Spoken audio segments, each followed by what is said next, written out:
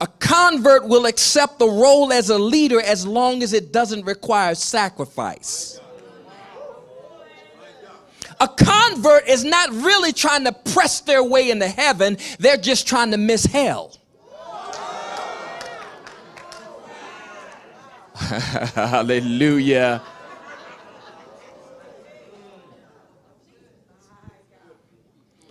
The truth of the matter is that as shepherds, we still have to work with converts until they become a disciple. You see, as long as they remain like a caterpillar, they will always crawl on the ground well beneath their privileges and their potential.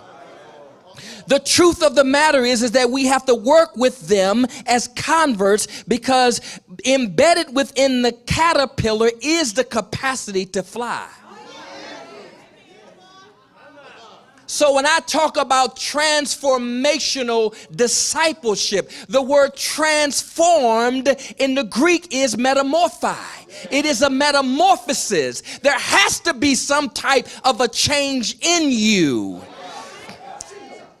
I said there has to be some type of a change in you. That's what gives you a testimony. You see, you testify of what it was like before you met Jesus, how you're living right now, and what your destiny is like. But if you are living if you are living like you did before you met Jesus, you really don't have a testimony.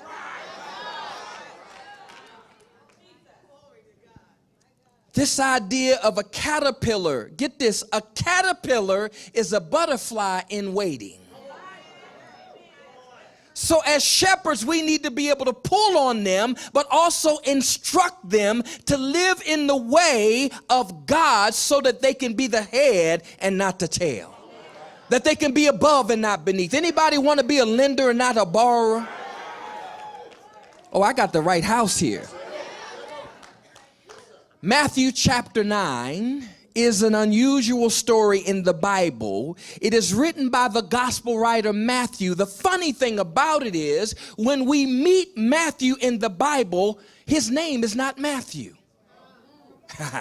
When we meet Matthew in the Bible, his name is Levi. Sunday school.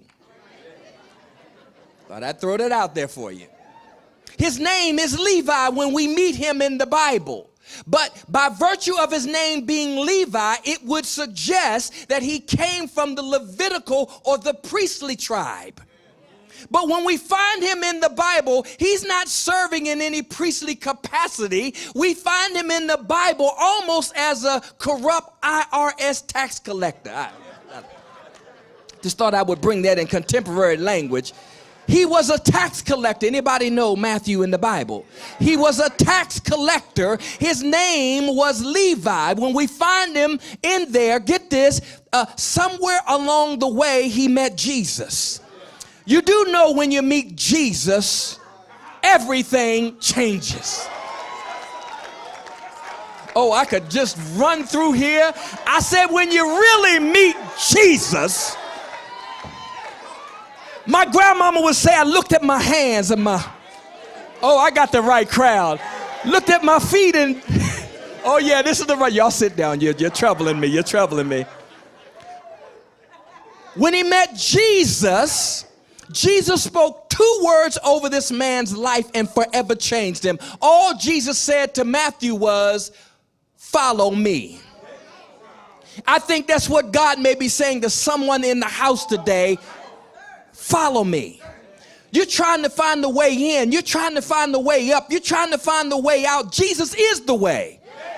All he's saying is, you're making this too complicated. Simply follow me.